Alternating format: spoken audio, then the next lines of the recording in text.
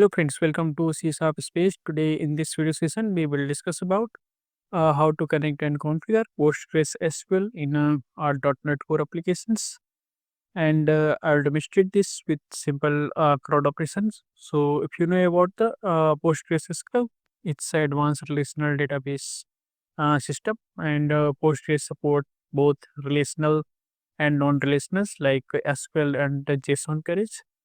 And Postgres is also free and the open source. So let's start.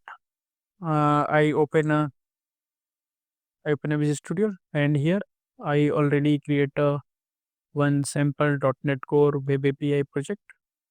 So this is a default blank project. So first of all, we need to create a uh, DB context from our database. So here for database, I am using the Neon Tech PostgreSQL database. So this is the multi-branching database that provide you with scalability. So I will make a video for that in details in later. So let's start. First of all, we need to uh, install some NuGet packages uh, to use the entity framework. So here we go to NuGet package manager console, and then we need to install some packages like this entity framework core,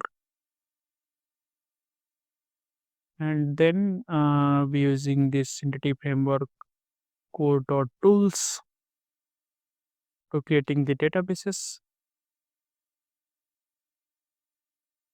And after that, you need to use your connection string here.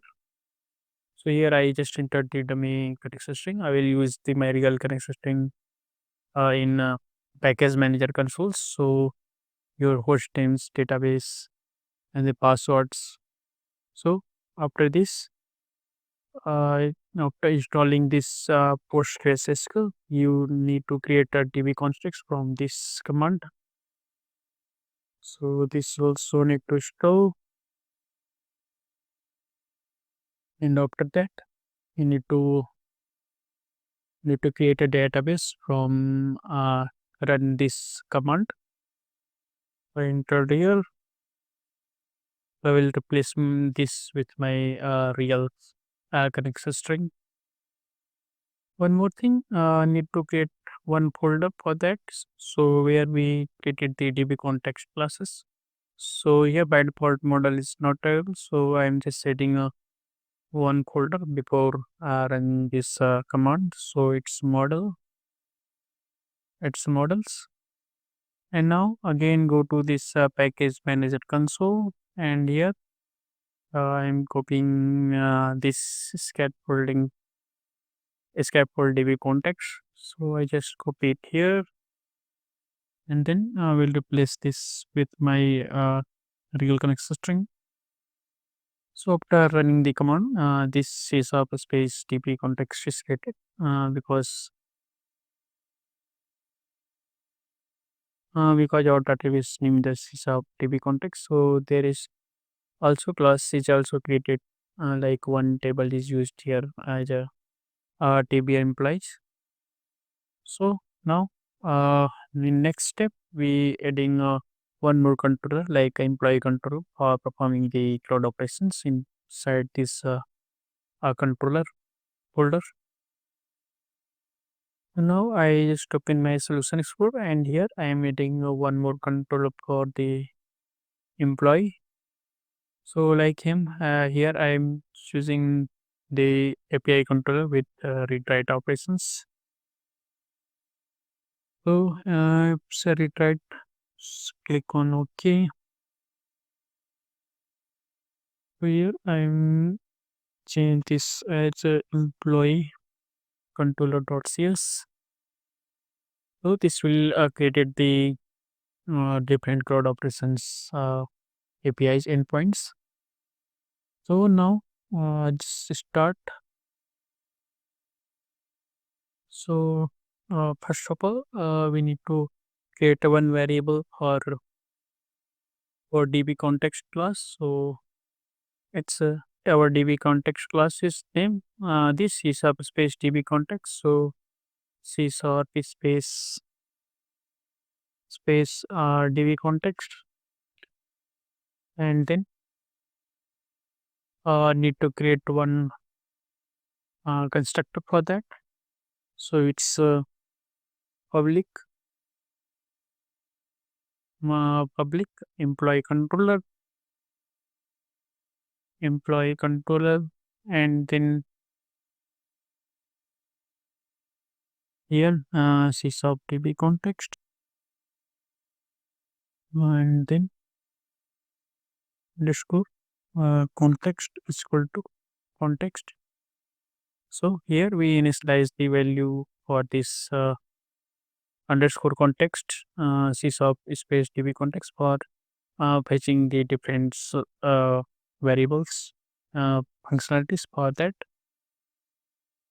Now I'm going to this, and here forget means like we fetching all the employee report. So it's a table employee, and then return. So it's where employee employee list is equal to underscore context dot dot tbl employee dot to list, and then we return this list.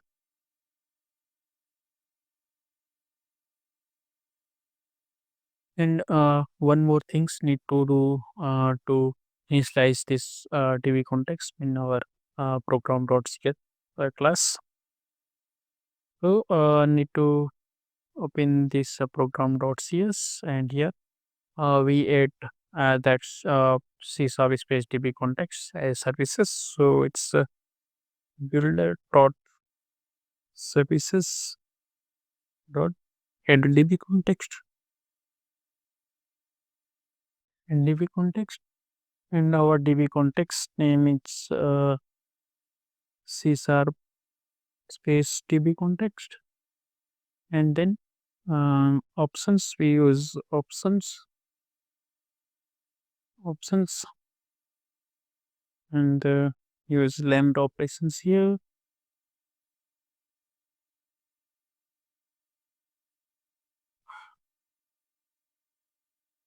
and it's options dot use in SQL Server. We use SQL Server, but here we use npg SQL. So for PostgreSQL.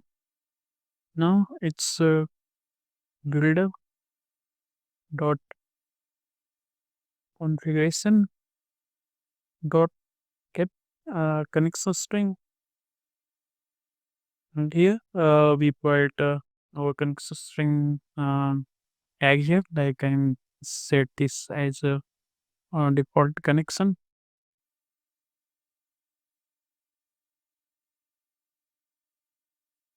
Now we open our setting.json. Here I'm adding the connection string. So here it's a connection string, and then here we adding that tag. It's a default connection, and then we use your connection string here. So your connection strings like you can show your connection string like this. You use that connection string for creating the scaffold DB context classes. So you just need to add that here.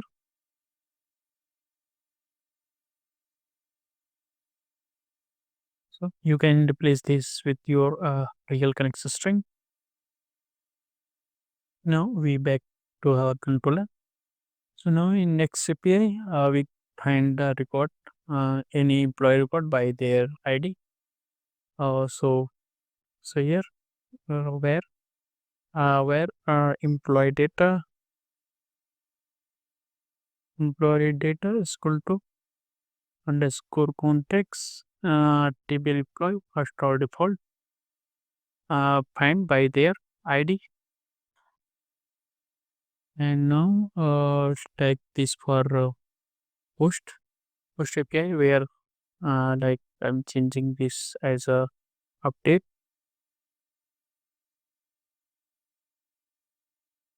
And one more thing, here we change their return type as a TPL employee. Okay, so we return this record. And now if we change this as like add. So here this taking report TVL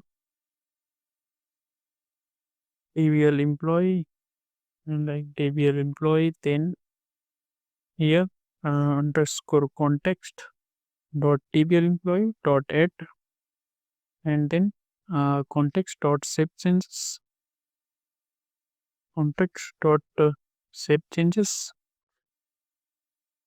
And now this purport I change this as update, and the same here I'm choosing this as a TBL employee, and then so here it's a context or dot entry, and then here we integrate this TBL employee dot state is equal to we choose modify, and now we save the changes. Now we get API for the delete. One more, I just change the return type string, so this will return a success.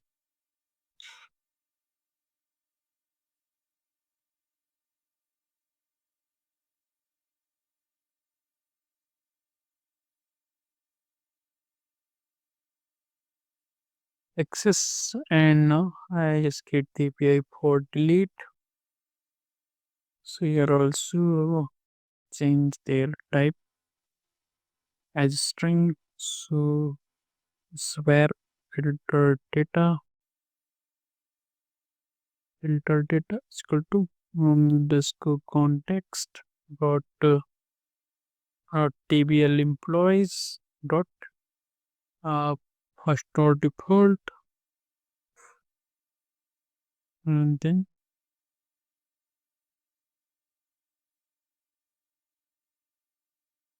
find the record by their ID. Now we remove that record from TB is context dot TBL employee dot remove, and remove that filter data, and then save the changes context dot save changes.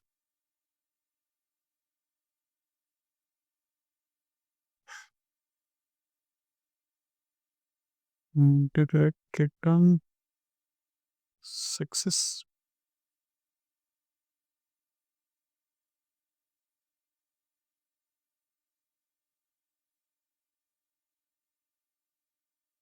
So now that the CRUD API is completed, here is put is not record I directly taking the object. So this is the just a simple demo project. So you can choose according to your need to modify the PostgreSQL connections and use in your project. So now I just run this project. So this is building the project, and open the Swagger URL to test the APIs for the different endpoints. So first API is for using the employee record, checking, getting the list of employees record. So this will fetch the record from the database. So you can choose. You can also check in your database here. So here, this that PostgreSQL database. So here I am using the Azure Data Studio for connect the PostgreSQL. So for this, you need to install the PostgreSQL extension to connect with PostgreSQL database. So here is the list that is showing on the employees API. And now this for posts, so we can add any uh, full name designation, salary. So I just edit this. Like created date is by default, so this not required. And editing ID auto incremented, so this also not required. Like full name and this like IT like developer developer, and department is like IT, city like New Delhi, sci like, and any like go, then click on execute. So this will add the record uh, into the DB. So we can check it here into the this employee API. So this record is added here, and now uh, updating this record, like change this ID here. 5, we change like update date to name, and just click on that update. So that record is updated. You can check it here. So that record is updated, and if you to delete, then we use that hard delete. So this for reget, like fetching the record on the basis of their ID, and like we want to delete, then provide their ID pipe. So that record is deleted. So this is the simple process for how to connect and configure the PostgreSQL with the .NET Core API. So if you have any questions, any problem, please don't forget to write in a comment box. And if you like my videos, please click on subscribe button and also click on notification bell for latest updates. So thanks for watching. We will meet in next video session.